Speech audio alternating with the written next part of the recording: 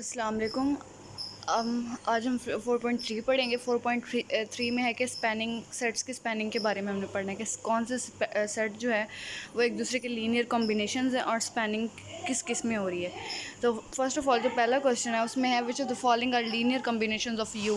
वो उसमें हमें ना उन्होंने यू और वी दो सेट वेक्टर्स दिए हैं, यू और वी, और एक हमें जो सेट दिया है ए पार्ट में वो 2 2 और 2 है। इसकी जो है हमने लीनियर कॉम्बिनेशंस फाइंड करने हैं। फर्स्ट ऑफ ऑल ये जो हमें वेक्टर दिया हुआ है इसको पहले तो हम u और v को करेंगे k के साथ मल्टीप्लाई, ताकि हम इक्वेशंस बना सकें। इसको इक्वल टू रखेंगे, जो हमें वेक्टर क्वेश्चन में दिया हुआ है ए पार्ट में उसको इक्वल रखेंगे, इक्वेशंस बनाएंगे। इक्वेशंस बनाने के बाद जो इक्वेशंस होंगे ना उनको हम 2 2 2 के इक्वल रखेंगे, तो हमारे पास ये 3 इक्वेशंस बन जाएंगी।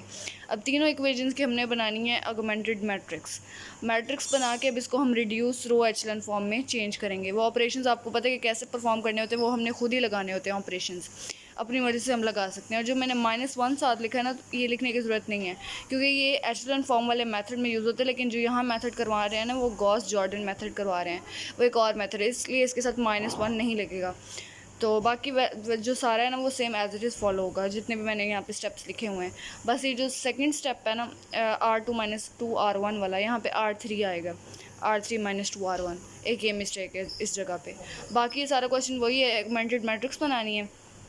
उसके बाद जो वैल्यूज़ आ जाएंगी उसको हम अब यहाँ पे है, since the last column of the reduce row echelon form of the augmented matrix is not a pivot column, we can infer that the linear system of equations is consistent, therefore scalars k12 and k2 must exist, hence we can conclude that 2 2 2 is a linear combination of u and v. अब यहाँ पर हमारे पास जो last इसका matrix का जो column है हमारे पास वो एक पाइवट कॉलम, मतलब हम अब यहाँ पे हमारे पास पूरी रिड्यूस रो एचलन फॉर्म नहीं बन रही। 1 तो है डायगोनल एंट्रीज में, ठीक है, लेकिन हमारे पास जो ये 2 2 आ रहा है, अब ये 2 2 क्यों आ रहा है? क्योंकि हमारी ये पूरी रिड्यूस रो एचलन फॉर्म नहीं बन रही, यहाँ तक ही सिर्फ बन रही है, ये दोनों ज़ीरो नहीं हो रहे, क्योंकि हमारे पास जो रो थर्ड है ना वो पूरी की पूरी ही ज़ीरो है। अब यहाँ पे उन्होंने कहा है कि इसका मतलब ये है कि इसके कोई ना कोई वैल्यूज़ जो हैं वो k1 और k2 की एग्जिस्ट करेंगी, क्योंकि 2 2 आ रहा है, पूरी पूरी वो ज़ीरो नहीं हो रही, तो इसलिए कोई ना कोई वैल्यूज़ एग्जिस्ट करेंगी, और जब एग्जिस्ट करेंगी तो u और v जो है वो आपस में लीनियर कॉम्बिनेशन है। उसके बाद है हमें एक सेट दिया हुआ है 0 0 0 का। अब इस सेट में अब तीनों ज़ीरो हैं, अब दो वेक्टर्स दिए हैं, इन दोनों को करेंगे हम k से मल्टीप्लाई, जैसे पहले किया था, पहले 2 2 के इक्वल रखा था, अब 0 0 के इक्वल रख देंगे। ऑब्जर्व दैट अब यहाँ पे दोबारा इसको जो है इक्वेशंस बनाएंगे k1 और k2 को अंदर मल्टीप्लाई करके। अब यहाँ पे हम क्या करेंगे कि जब 0 से मल्टीप्लाई करवाएंगे ना, अभी 0 को एक वेक्टर के साथ मल्टीप्लाई करवाया, फिर दूसरे वेक्टर को फिर दूसरे 0 को पकड़ के k2 वाले दूसरे वेक्टर के साथ मल्टीप्लाई करवाया, तो ये क्या आ जाएगा? ये सारा ही 0 0 आ जाएगा। तो इसका मतलब है कि 0 0 0 is a linear combination of u and v, मतलब ये इस चीज़ को सेटिस्फाई कर रहा है।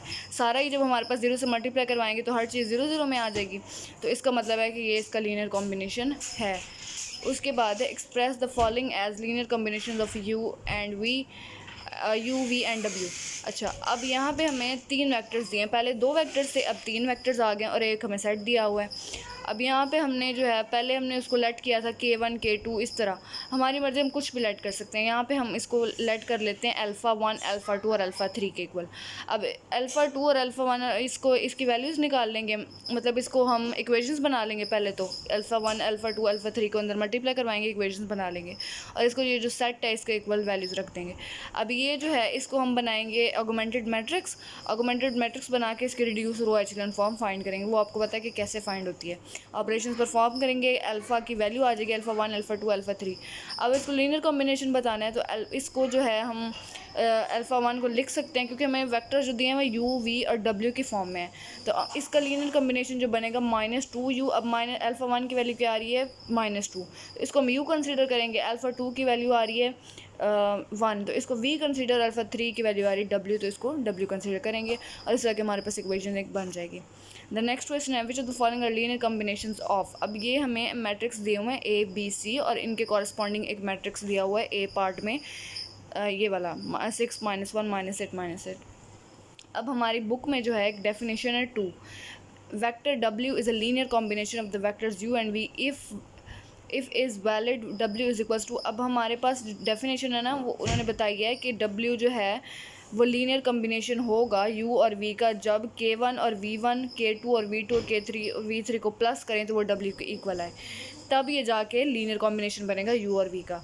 तो अब देखते हैं, अब हमारे पास एक तो है w जो सेट उन्होंने दिया हुआ है, इसको हम w कंसीडर कर लेते हैं, बाकी जो तीनों हमें क्वेश्चन में दिए हुए हैं a b c उनको लिख लेते हैं। अब यहाँ पे जो a है इसको अब हमने क्या करना है, इसको k1 v1 k2 v2 k3 v3, अब उसकी मतलब उन्होंने हमें कंडीशन दी हुई है इसमें डेफिनेशन में, तो उसके अकॉर्डिंग इसको सॉल्व करेंगे। तो a के साथ k1, k2 b के साथ k2 और c के साथ k3 अंदर मल्टीप्लाई करवा देंगे k, ये फिर से इक्वेशंस बन जाएंगे, इनको फिर से जो है वो ऑगमेंटेड मैट्रिक्स में लिखेंगे और इसके रिड्यूस एचेलॉन फॉर्म बना के k1 k2 और k3 की हम जो है वो वैल्यूज़ निकाल देंगे। अब देखो है कि कोई ना कोई वैल्यूज़ आ रही हैं k1 k2 k3 की, कोई इनवैलिड चीज़ नहीं बन रही हमारे पास, 0 0 भी बनेगा तब भी हमारे पास मतलब कोई तो वैल्यू आई है ना, तो वो भी लीनियर कॉम्बिनेशन होगी, ये भी लीनियर कॉम्बिनेशन है, k1 k2 k3 की कोई ना कोई वैल्यूज़ आ रही हैं, that's why it is called linear combination.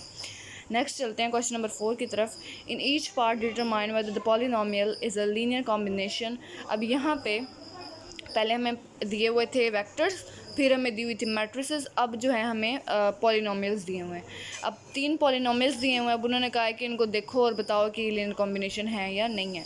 तो वही चीज़ हम k1 k2 k3 मल्टीप्लाई करेंगे, जितने पॉलिनोमियल्स होंगे उतने k हम मल्टीप्लाई करवा देंगे अंदर, तो हमारे पास फिर से इक्वेशंस बन जाएंगी। उन इक्वेशंस को जो हमें कॉरस्पॉन्डिंग ये a पार्ट में 1 + x दिया हुआ है इसके कॉरस्पॉन्डिंग रखेंगे। अब 1 जो है हमारे पास ये लेट्स से कि हमारे पास p1 के कॉरस्पॉन्डिंग आ गया और x जो है हमारे पास p2 के कॉरस्पॉन्डिंग आ गया, और जो तीसरी वैल्यू है वो हमारे पास कोई नहीं है, तो इसलिए हम k1 - k2 जो हमारे पास एक इक्वेशन बनी है उसको हम 0 के इक्वल रख देंगे, क्योंकि हमारे पास ऑलरेडी एक 1 भी है और एक x की वैल्यू भी, x को भी हम एज मतलब 1 की तरह लिख सकते हैं। यहाँ पे x का जो कोफिशिएंट है वो भी 1 है, 1 ऑलरेडी भी है, तो 1 1 आ गया पहली दो इक्वेशंस में, और तीसरी इक्वेशंस के बाद को कॉरस्पॉन्डिंग रखने के लिए हमारे पास कोई वैल्यू नहीं दी उन्होंने ए पार्ट में, तो हम उसको 0 रख देंगे।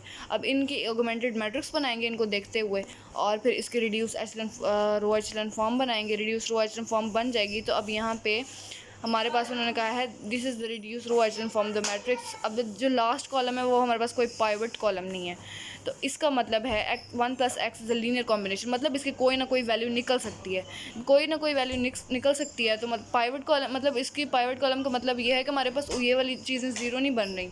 जब 0 नहीं बनेगी तो मतलब ये पाइवट कॉलम है, और मतलब ये पाइवट कॉलम नहीं है तो हमारे पास कोई ना कोई चीज़ जो है वैल्यू जो है वो के इसकी आ सकती है हमारे पास, k1 k2 k3 की जो वैल्यूज़ हैं वो हमारे पास कोई ना कोई आ सकती हैं। तो दैट्स वाई ये जो हमारे पास 1 + x है ये लीनियर कम्बिनेशन है इन तीनों पॉलिनोमियल्स का। ठीक है, बाकी जितने भी इसके पार्ट्स हैं वो सारे सेम हैं। उसके बाद क्वेश्चन नंबर 7 की तरफ चलते हैं। In each part determine whether the vector span R3। अब यहाँ पे अब R3 की बात है। R3 का मतलब हमारे पास 3 वेक्टर्स होंगे, उनमें तीन वैल्यूज़ होंगी। अगर R2 होता तो 2 वेक्टर्स होते, उनमें दोनों वैल्यू होती है, 3 वेक्टर्स होते तो उसमें 2 वैल्यूज़ होती, इस तरह करके। अब R3 है हमारे पास, अब उसमें 3 वेक्टर्स है, तीनों वैल्यूज़ हैं उनकी। अब इसको जो है हमने बताना है कि ये स्पैन कर रहा है कि नहीं। पहले तो हम क्या बताते थे कि लीनियर कॉम्बिनेशन है या नहीं, अब यहाँ पे बताएंगे कि स्पैन कर रहा है या नहीं। अब vector v1 v2 and v3 span R3 if they are independent. ये तब स्पैन करेंगे R3 को जब ये इंडिपेंडेंट होंगे। तो अब इनकी इंडिपेंडेंसी चेक करते हैं। They are independent if and only if matrix A maiden of coefficients of vector has determinant equal to 0। अब उन्होंने बताया कि ये तब ही इंडिपेंडेंट होंगे जब इसका डिटरमिनेंट जो है वो 0 के इक्वल होगा। ठीक है, maiden coefficients of vector has determinant unequal to 0, sorry unequal to 0 होगा, मतलब जब डिटरमिनेंट निकालेंगे तो वो अनइक्वल टू 0 आना चाहिए, तभी इंडिपेंडेंट होंगे। अब यहाँ पे हमने डिटरमिनेंट निकाला, ये जो मैं वेक्टर्स दिए हैं इसको हमने लिखा मैट्रिक्स के फॉर्म में। अब इसका डिटरमिनेंट कैसे निकालेंगे, इसको एक्सपैंड करके निकालेंगे। जब एक्सपैंड करके निकालेंगे तो हमारे पास जो डिटरमिनेंट है वो हमारे पास, अब एक्सपैंड किससे किया हमने, C1 से, क्योंकि C1 से एक्सपैंड करना जो है वो ईजी है। अगर हम इसको R1 से एक्सपैंड करेंगे तो R1 की तीनों वैल्यूज़ हैं, लेकिन C1 की जो है ना, C1 में हमारे पास 2 है, फिर बाकी दोनों 0 को हमें करने की ज़रूरत ही नहीं है, वो सारा डिटरमिनेंट हमारा 0 आ जाएगा। हम सिर्फ इसको 2 से ही एक्सपैंड करेंगे, बाकी को करने का कोई फ़ायदा नहीं है, आंसर हमारा सेम ही आएगा। ठीक है, तो आंसर अनइक्वल टू 0 है, इसका मतलब ये इंडिपेंडेंट है, और जब इंडिपेंडेंट होगा तभी स्पैन करेगा। तो तब हम बताएंगे कि v1 v2 and v3 are independent, that's why ये स्पैन करते हैं R3 को। सेम पार्ट जो दूसरा है वो भी इसी तरह होगा। 3 वेक्टर्स दिए हुए हैं और ये इंडिपेंडेंट बताना है उनको। इंडिपेंडेंट कब होंगे? जब डिटर्मिनेंट अनइक्वल टू 0 होगा। डिटर्मिनेंट निकालेंगे, एक्सपैंड हमारी मर्ज़ी है। अब हम यहाँ पे हमारे पास कोई भी चीज़ 0 नहीं है तो हमारी मर्ज़ी है C1 से एक्सपैंड करें, R1 से एक्सपैंड करें, ये कोई भी चीज़ जो है ना स्पेसिफाई नहीं है। अब यहाँ पे जो डिटर्मिनेंट है वो इक्वल टू 0 आ गया, तो हम बताएंगे कि जो V1 V2 एंड V3 है वो डिपेंडेंट है, इंडिपेंडेंट नहीं है, क्योंकि डिटर्मिनेंट 0 के इक्वल आया और ये जो है वो स्पैन नहीं करते R3 को। उसके बाद जो है क्वेश्चन नंबर 8 की तरफ, suppose that V1 is this, V2 is this and V3 is this, which of the following vectors are in span V1। अब इसका भी यही बताना है। अच्छा, अब इसका ये भी यही बताना है। तो पार्ट 1 में हमें जो है वो 4 वैल्यूज़ दी हुई हैं उन्होंने, इनकी हमने स्पैनिंग बतानी कि है कि नहीं। अच्छा, वेक्टर्स 2 3 -7 एक minute, is the span 2 3 4 values हैं, is in the span V1 V2 V3 if there is scalar α1 α2 α3 belongs to R such that 2 3 -7 3। अब α1 α2 α3 हमारे पास तीनों वेक्टर्स की वैल्यूज़ आ जाएंगी और तीनों वेक्टर्स में ही हमारे पास 4 वैल्यूज़ हैं और कॉरस्पॉन्डिंग जो हमें सेट दिया हुआ है ए पार्ट में उसकी भी 4 वैल्यूज़ हैं। तो अब हम इनको हमारी मर्ज़ी, हम α1 से करवाएं, के से करवाएं, तो हमने α1 α2 α3 से इसको मल्टीप्लाई करवा दिया, इसके कॉरस्पॉन्डिंग जो वैल्यूज़ दी हुई हैं वो लिख दी और इन इक्वेशंस को हमने नाम दे दिया 1 2 3 एंड 4 का। तो अब हम क्या करेंगे कि जो इक्वेशन नंबर 2 है ये हमें आसान लग रही है, तो इससे हम एक और इक्वेशन बनाएंगे जिससे α1 की एक वैल्यू आ रही है और उसके बाद α3 इसकी जो है उसके बाद इक्वेशन नंबर 3 है। इक्वेशन नंबर 3 से भी हमारे पास जो है वो α3 की वैल्यू आ रही है, क्योंकि 2 को हम उधर जाके डिवाइड कर देंगे और वो हमारे पास ये α3, ये इसलिए करें ताकि हम साइमल्टेनियसली सॉल्व करके जो है α1 α2 और α3 की वैल्यूज़ निकाल सकें।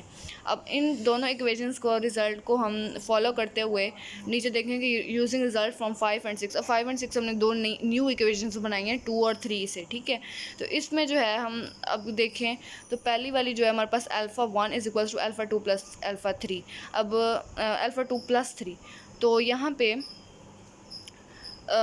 इन वन, अभी इस जो ये दो रिजल्ट्स हैं ना इनको हम वन इक्वेशन में यूज़ करें। वो क्यों? क्योंकि हमारे पास α1 भी है इक्वेशन नंबर 1 में और α3 भी है, तो इन दोनों को उसमें मतलब इंसर्ट कर देंगे। इसकी जो हमने दो इक्वेशंस न्यू बनाई हैं, दोनों इक्वेशंस को जब इंसर्ट करेंगे तो हमारे पास α2 की वैल्यू आ जाएगी। अभी इसी α2 की वैल्यू को हम जो है वो उसमें सब्स्टिट्यूट करेंगे 5 और 6 में, तो हमारे पास α1 की भी वैल्यू आ जाएगी और α3 की भी वैल्यू आ जाएगी। तो हमारे पास from the first 3 equations we get α1 α2 and α3। Now we check if that satisfy equation 4। अब हमारे पास पहली 3 जो हैं वो इक्वेशंस में से α2 α3 की ये सारी वैल्यूज़ आ चुकी हैं। अब इनको हम 4 में पुट करेंगे ताकि हम सेटिस्फाई कर सकें। 4 हमारे पास क्या है? α1 α2, इसमें भी α1 α2 α3 इंक्लूड है, तो इन सबको जो है वो हम सेटिस्फाई कर लेंगे। अगर ये इसको हम इस पहले भी इसमें कर सकते थे, लेकिन पहले हमने 1 में किया, हमने सोचा कि हम इसको एंड पे 4 में सेटिस्फाई कर लेंगे। लेकिन अगर हम 4 में करते और 1 में सेटिस्फाई कर लेते तो वो भी ठीक था। आंसर हमारा सेम ही आ रहा है, सेटिस्फाई कर रहा है। तो vector 2 3 -7 3 can be written as linear combination of vectors V1। अब जो है ये स्पैन भी कर रहा है क्योंकि हमारे पास ये सेटिस्फाई कर रहा है और ये लीनियर कॉम्बिनेशन भी है, और यही चीज़ हमने बतानी थी। उसके बाद नेक्स्ट पार्ट में जो है सारे ही ज़ीरो हैं हमारे पास। α1 α2 α3 पहले की तरह मल्टीप्लाई करवाएंगे। अब यहाँ से हम देखें तो हमें सॉल्व करने की ज़रूरत ही नहीं है, हमारे पास पहले ही α1 α2 α3 सारा ज़ीरो आ रहा है। अगर हम इसको ज़ीरो के इक्वल रखेंगे मिलना, तो तब भी ये जो है ज़ीरो के इक्वल अगर सॉल्व भी करेंगे तो सारा ज़ीरो के इक्वल ही आ जाएगा। तो ये इक्वेशन होल्ड करती है, मतलब कोई ना कोई वैल्यू आ रही है, तो जो ये है वो स्पैन भी करता है और ये लीनियर कॉम्बिनेशन भी है। So rest of the 2 parts are same as part 1। Part 1 की तरह बाकी जो 2 पार्ट्स हैं इस क्वेश्चन के वो भी सेम है, वो मैंने यहाँ पे सॉल्व नहीं किए। तो अब हम क्वेश्चन नंबर 9 की तरफ चलते हैं। Determine whether the following polynomial span P2। अब यहाँ पे पॉलिनोमियल्स आ गए, इनमें भी स्पैनिंग बतानी है। अब यहाँ पे जो है पॉलिनोमियल्स P1 P2 P3 और P4 हैं। अब ये जो पॉलिनोमियल्स हैं इनको बताना है कि स्पैन करते हैं कि नहीं। अच्छा, if P1 P2 P3 span P2 then P3 can't be written as linear combination of P1 and P2। so if we find scalars। अच्छा, ये भी सेम वैसे ही है हमारे पास, ये उन्होंने थोड़ी सी जो है वो हमें इंग्लिश में बताया हुआ है, इसकी थ्योरी बताई है। ये भी बिल्कुल सेम वैसे है, जो हमें चारों हमारे वेक्टर्स हैं उनको हम लिख लेंगे α1 α2 और जो है वो अल्फ़ा 3 की फॉर्म में। ठीक है, अब ये उन्होंने क्या किया कि अल्फ़ा 3 को इक्वल करके बाकी सारे वेक्टर्स लिखे हैं। अल्फ़ा 3 वाले वेक्टर को पहले लिखा है इन्होंने और उसके कॉरस्पॉन्डिंग क्या किया, अल्फ़ा 1 और अल्फ़ा 2 में जो है वो 1 और 2 वेक्टर को प्लस करवाया और उसको इक्वल किया अल्फ़ा 3 के। अल्फ़ा 3 के इक्वल किया। अब यहाँ से हम आराम से जो है अपनी अल्फ़ा की वैल्यूज़ निकाल सकते हैं। अगली वाली सारी को मल्टीप्लाई करवा देंगे। जब मल्टीप्लाई करवा देंगे हमारे पास एक इक्वेशन बन जाएगी। ठीक है, बल्कि हमारे पास ये बनेंगी 4 इक्वेशंस बनेंगी, क्योंकि हमने अल्फ़ा 3 वैल्यूज़ हैं तो 3 इक्वेशंस बनेंगी। एक 5 है वैल्यू और एक्स का कोफिशिएंट -1 है और एक एक्स स्क्वायर का कोफिशिएंट 4 है। तो इन तीनों को लेके हमारे पास ये 3 इक्वेशंस बन जाएंगी। इक्वेशंस बनेंगी तो इनमें से थर्ड इक्वेशन में से हम आराम से अपनी अल्फ़ा 1 की वैल्यू निकाल सकते हैं। 4 इधर है, 2 अल्फ़ा 1 उधर है, तो 2 इधर आके डिवाइड हो जाएगा, तो ये 2 बन जाएगा। अब उसी तरह हम सब्स्टिट्यूट करेंगे इसको सेकंड इक्वेशन में, ताकि हम देख सकें कि सेटिस्फाई करता है नहीं। सब्स्टिट्यूट करेंगे, सब्स्टिट्यूट करने के बाद हमें पता चला कि 5 = 5, so that polynomial P3 can be written as linear combination of polynomials P1 and P2। तो ये स्पैन कर रहा है इसका मतलब, लेकिन यहाँ पे उन्होंने लिखा है स्पैन, इधर थोड़ी सी थ्योरी ऐड की और उन्होंने ये भी कहा है कि ये इसको स्पैन नहीं करता।